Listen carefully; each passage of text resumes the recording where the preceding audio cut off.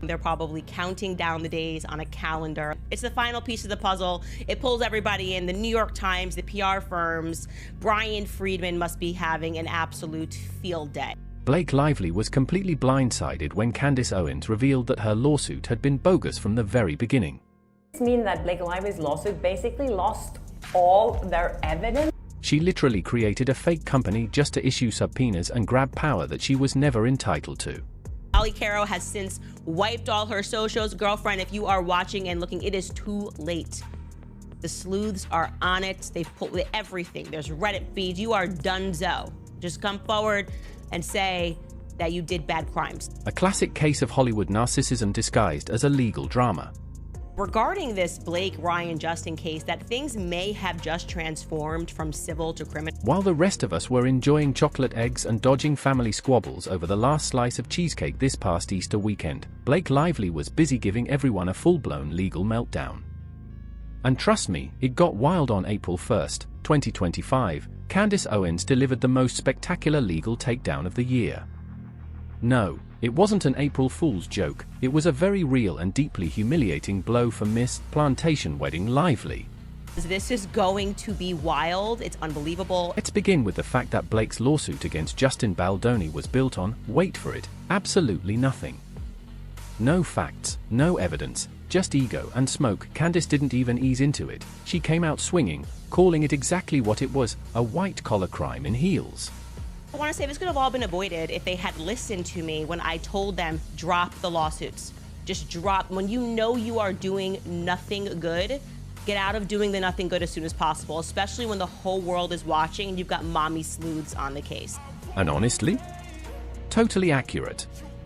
Blake didn't just file a lawsuit, she basically submitted a fantasy fanfic disguised as court documents, hoping no one would dig too deep. This whimsical legal fairy tale was filed under a shell company called Vansen Incorporated, secretly owned by Blake and Ryan Reynolds. But there were still some elements that didn't make sense, which is when Blake and Ryan began colluding with the New York Times, we didn't understand how exactly Stephanie Jones' PR was able to give these messages to the New York Times ahead of time. Yes, they literally made up a fake corporate persona just to parade it around in court. You'd think someone who played Serena van der Woodsen would know that hiding behind a bogus LLC doesn't magically erase bad decisions, but here we are. Which is also the reason why the Daily Mail started digging into things, because they were like, oh, we've seen the subpoena, who is Van Zandt? And you know what's even better? The lawsuit didn't even name any real defendants. That's right, it listed anonymous teen Jane Does and was stuffed with vague, legal-sounding gibberish that practically screamed, we're panicking but want to sound professional. Honestly, it read like someone fed ChatGPT a bunch of corporate buzzwords and told it to freestyle. Somebody in the group, maybe it's Ryan Reynolds, I think it's Ryan Reynolds, says, whoa, whoa, whoa, was that legal? We have the messages and we're gonna go to press and we're gonna fight this in the New York Times, but like, can we get in trouble? And they all scrambled on the back end and they said, holy crap, we need to pretend that there's a real subpoena. But wait, it gets worse. Turns out, this disaster of a lawsuit was actually a smokescreen for something they'd already done. Blake's PR goblin-in-chief, Stephanie Jones, had swiped a former employee's personal phone before the lawsuit was even filed. Says the lawsuit lists 10 Jane Does. So they didn't list any defendants. It's just like anonymous 10 people that we're filing a lawsuit against. We are Van Zan LLC. Jennifer Ull, the poor woman just trying to quit her job in peace, had her phone literally snatched from her on August 21st, 2024. You heard that right. Stephanie Jones, backed by a security guard, the CEO, and her little villain squad of lawyers, pulled a move straight out of a mafia playbook, not something you'd expect from a PR rep with a caffeine addiction. Like toxic relationship with your employer. Doesn't matter what the reason is that someone wants to leave. They want to leave, let them go. Goodbye, okay? You can't have this sort of a relationship. Now here's the timeline bombshell, the subpoena that supposedly authorized that stunt. Yeah, that didn't show up until 41 days later, on October 1st. So Blake and her crew were sitting on illegally obtained data for over a month, all while pretending everything was totally legit. Honestly, even your cousin's sketchy side hustle looks more lawful than this. But she was under a lot of pressure and she thought, well, does this mean she's gonna steal more clients from me? I made Jennifer Abel. No one leaves me and takes one of my clients. Let's talk about the ghost company they used to pull this off. Van Sen Incorporated was registered in Delaware, a classic red flag, since that's where every shady LLC goes to vanish. And get this, its official address? 888 7th Avenue, New York City. Coincidentally, or maybe not, that's the same address as Blake and Ryan's management office. How incredibly convenient.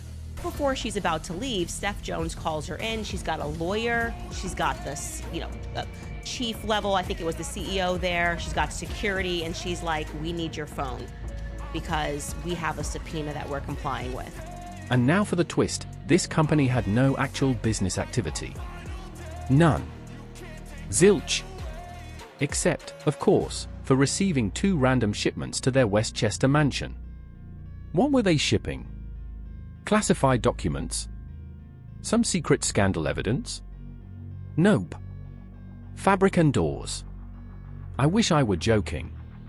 Van Sen Incorporated's entire business operation amounted to accepting interior decor supplies, like a shady, off-brand episode of HGTV gone rogue. The plaintiff is Van Zandt Incorporated. This is an LLC that is owned by Blake Reynolds that nobody would have known to look for. We're going to get more into the details of that, right? Even better? They didn't even send those shipments under Blake's real name. Nope, they used an alias, Molly Caro. Who's that? Blake's PR henchwoman from Vision PR, which, surprise, surprise, is run by her longtime publicist, Leslie Sloan. So now we've got Stephanie Jones from Jones Works PR and Molly Caro from Vision PR pulling off a full WWE tag team routine to help Blake cover her tracks. They never wanted the public to find it, okay? They never wanted the public to find it. This is, again, they're trying to work backwards to legitimize something that they likely stole. So I'm going to read you directly from this sham lawsuit. And it gets even messier. That same Molly Caro? She's also linked to Taylor Swift's music videos, the ones Blake directed to prove she's more than just a human Pinterest board. So now we've got 2 PR firms, a fake lawsuit, a fake company, a stolen phone, and someone moonlighting as a video producer. Is this a legal case or a reboot of Pretty Little Liars? Pretend that she complied with it, but this was all being done backwards. She had already taken the phone, and that's why she never wanted to show anybody this subpoena, okay? That's why she was being weird, cagey, they wouldn't answer the lawsuit because they had hid it purposely because it's just... Let's not forget, Van Sen Incorporated has 0 clients. None.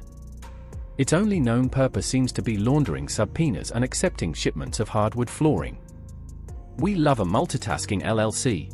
That fabric and doors was shipped to the name, because they probably don't want to put their name on it, Molly Caro. Okay, this is the only business action.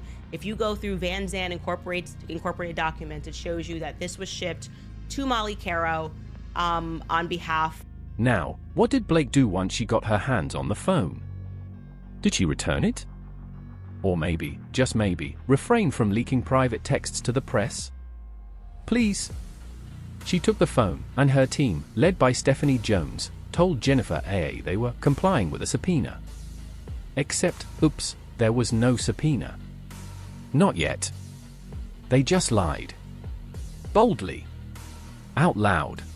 So they actually found a lawyer to give them advice and to tell them how to file a fake lawsuit so that they could use that fake lawsuit to pretend that they legally took Jennifer Abel's phone. So, to cover up that little problem, Blake's legal team rushed to file a lawsuit after the phone was stolen, just to make it look like the subpoena had been legitimate.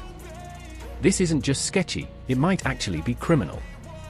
Candace Owens and several legal experts have pointed out that this could qualify as obstruction of justice. That charge alone can carry up to a 10-year federal prison sentence. Imagine going to jail, not for fraud or an affair, but for stealing someone's texts about their lunch breaks and Zoom invites. Peak Blake behavior. Abel's crying. She's like, I've had this phone number since high school. What do you mean? It has all my pictures, my Facebook, everything. And she's like, nah. Hand over your phone right now. It's going down like this, okay? She hands over her phone, and there you have it. Suddenly, these text messages that are in her Jennifer Abel's personal phone end up in the New York Times. Oh, and guess what?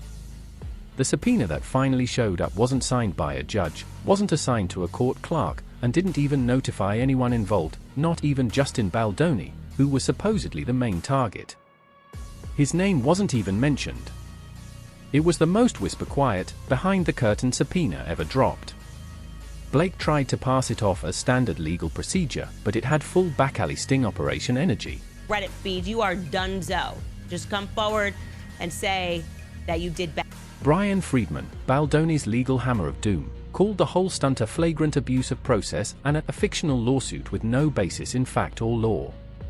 That's legal code for this is hot garbage, and honestly, he's not wrong. The Deadline article, Brian Friedman is actually commenting on this. He kept saying that there were no real subpoena involved in this, and that's why he was questioning how Blake Lively had gotten hold of all those text messages and emails. Blake Lively really tried to weaponize the court system like it was a hairbrush in a Gossip Girl episode.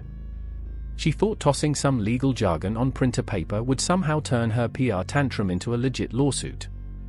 But here's the thing, if your legal case is built out of fabric, doors, fake names, and stolen phones, it doesn't matter how many times Time magazine calls you influential, you still look like a clown in court heels. Brian Friedman is saying here that this whole sham lawsuit is a disgrace, it's unethical, and it's an abuse of the legal system. Now here's where things go from shady to cinematic.